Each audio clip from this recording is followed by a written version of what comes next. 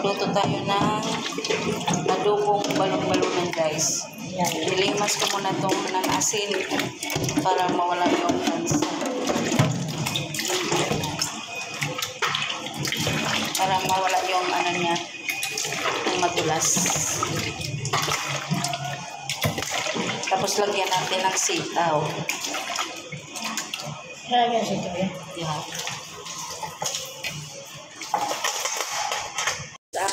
Ginisa na namin yung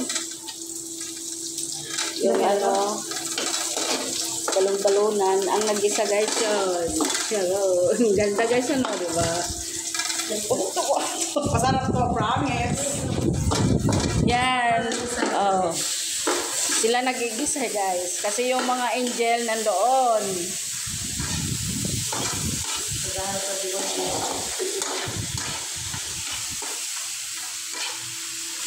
Yan na namin yung sita. Patuyuin na lang yan, guys.